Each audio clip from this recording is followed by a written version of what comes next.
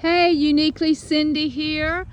Welcome to another Roadside Cemetery edition. This is Maplewood Cemetery in Wilson, North Carolina.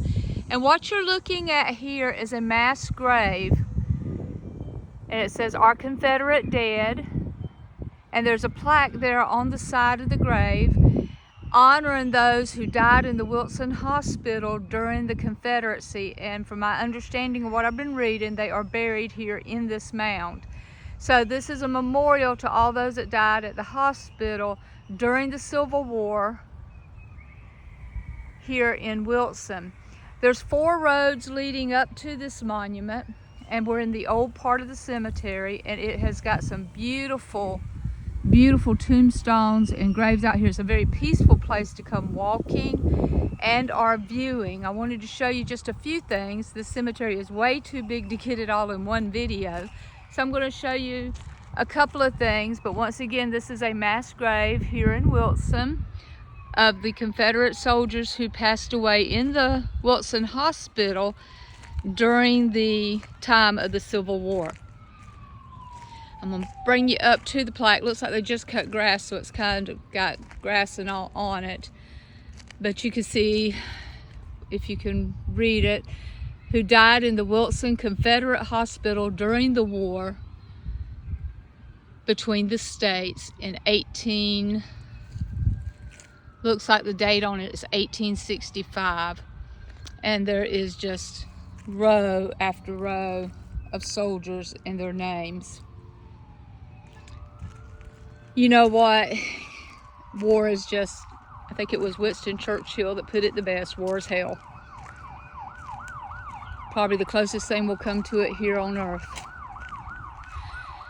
Now, if you look down this row, you will see gravestones on either side, of course, but the ones to my left and the ones to my right that are just in your typical gravestone heading, they are World War I, Civil War, World War I, and World War II gravestones. And the American Legion has come and put flags, of course, up here and commemorated these soldiers. And you will find Confederate, Union, World War I, and World War II soldiers all through the cemetery. You'll see the iron crosses depicting the Confederacy.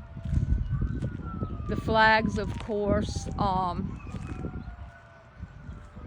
our soldiers. As you drive through the cemetery, you see places that are dedicated to our veterans.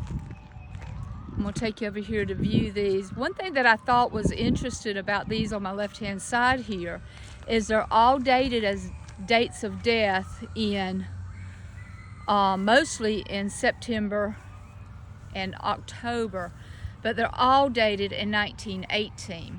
It says American Veterans, 1918, 120th Infantry, North Carolina. 1918, August, 30th Division of the 119th Infantry. 119th Infantry, 30th Division, 1918, September.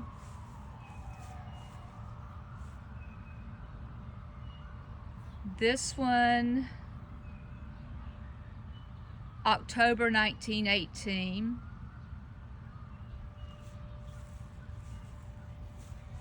(1918). I just thought it was unusual that they're all in the exact same year, just same month or just a month or two apart. So part of me is kind of wondering if they're victims of the Spanish influenza, because of the fact that they're all 1918 and they're all just within 2-3 months of each other. And so it does make me wonder. Now, it could have been a battle, it could have been, you know, anything, but it's just odd that they're all July, August, September, and this one is in October, and here's one in May, but once again, it's all in 1918.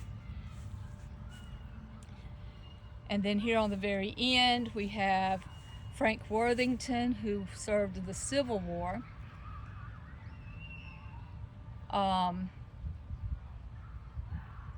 He was born in No, he served in the Civil War in 1842, I'm sorry, and he passed away in 1912. Forevermore reverenced and loved. So it's interesting to see this. You come across to this side, most of these are World War I veterans. 1951 passed, infantry, 31st Division. 1935, so that would have been World War I, or he would have served in World War I. 1934, World War I. 1936, World War I.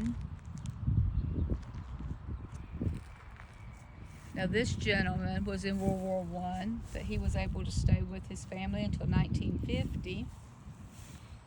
And then here's another gentleman that stayed with his family until 1950, and he would have been in World War I, and I doubt World War II. He was born in 1896, but he was an engineer.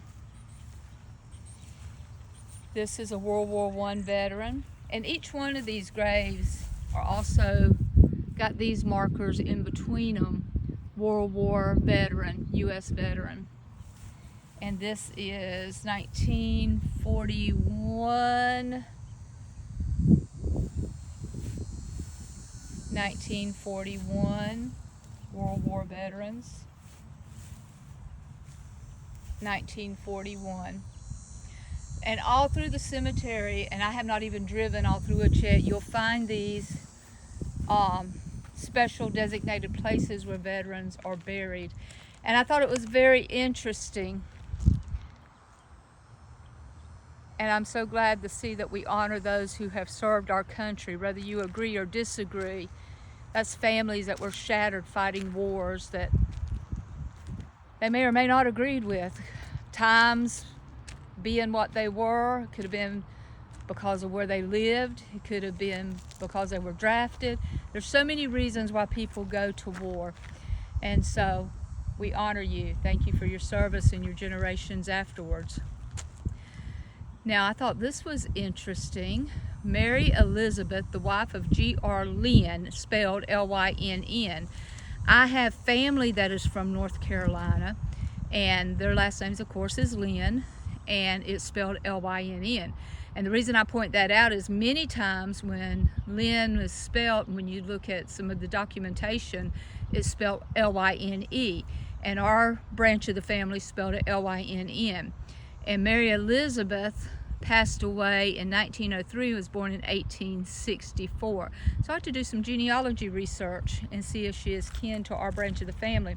After the Civil War, one of my great uncles settled here in North Carolina.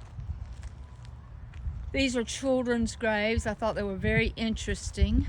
Now, if I am not mistaken, these are what they call false graves, false tombs. And what it is it looks like, this one's not as high, but it has the appearance, there's others, and I've got one over here that I don't think is a false grave, where they will build them up and then put a monument on top of it, and the brickwork underneath here is empty. The grave is actually in the ground. But a lot of times people come and they look at it and they think that that is the grave sitting on top of the ground in the cement.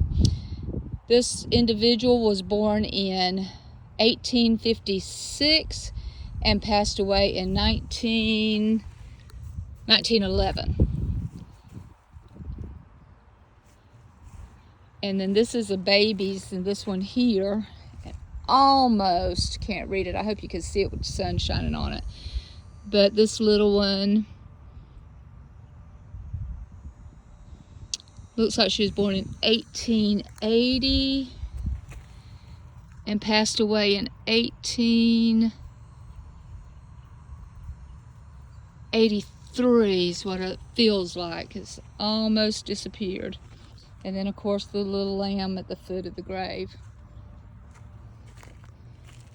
And this is the Saunders family. I'm going to show you one more little ones, and then we're going to end this one here because the cemetery is so big that I won't be able to get it all into one video. So as I go on and I find unusual graves out here or graves that I think you'd be interested in, I will show them to you. Now, this one appears to be a regular tomb grave. I am going to make the assumption that it is. It is higher up off the ground. It does have the vaulted top that would give way to a coffin being under here. This is a baby born January the 5th and died May the 20th, 1876, 4 months and 15 days. And as you can see, it is a tomb. Excuse me. And here we have some more graves honoring, I believe, the Civil War and the Confederacy.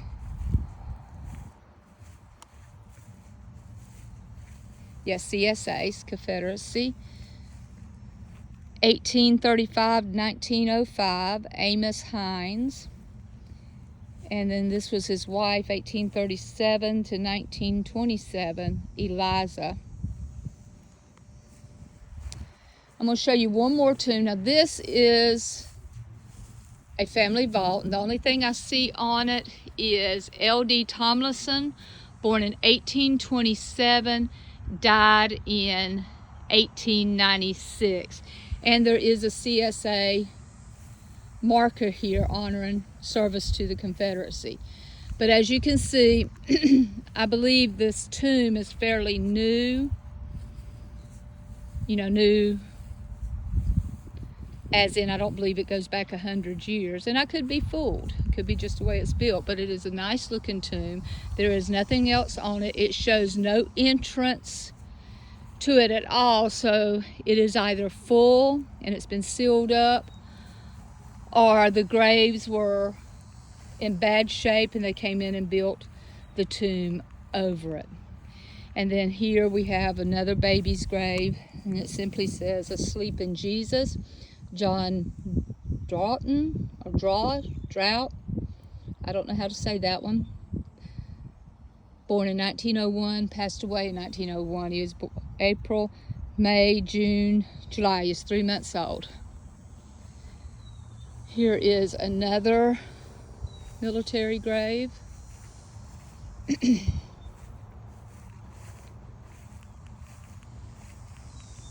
For the Confederacy. Born in 1844, passed away in 1914. This is a Whitley Garris is the last name. I can't make out his name, but his wife's name was Sarah Whitley Garris. I know I'm butchering some of these names, and I apologize for that. And as you look out here in the older part of the cemetery, it is so well maintained that it looks new. But when you start reading the stones and the epitaphs in the stones and all, you realize that you are in, 100-year-old plus graves. Now, I saw one out here a few minutes ago, and I don't know where it's at. I was going to show it to you, but I don't know where it's at, so I'm going to just tell you about it. On the stone was a statement, had the person's name on it, and their date of birth and their date of death. But written below it in the epitaph said, "The Lord giveth, He taketh away, and He restores." And I've heard the statement many a time, especially at funerals, "The Lord giveth and the Lord taketh away." But it was the last phrase that got me. He restores. And that's something that I wish we could all remember. Because like Job in the Bible, he lost everything. He lost everything, but God gave everything back 3 times. So, sometimes we go through hard times and we wonder, why God, or why is this happening? What's going on? And we don't know. Sometimes it's our own stupidity that put us in the situations, and sometimes it's a trial. But I promise us one thing: God never leaves. God never forsakes us. And here is the tombstone. right here. God gave, he took, he will restore. So in the grief, there was a promise. And I want everyone to remember that no matter what comes your way, you got a promise. God gave it, God took it, and God will restore it. You have a great day. This is Cindy with Uniquely Cindy. Like, comment, hit that notification bell, and let me know what you'd like to see. And if you know anything about Maplewood Cemetery in Wilson, North Carolina, fill me in a little bit more and I'll go on another hunt. Thank you. You have a great day.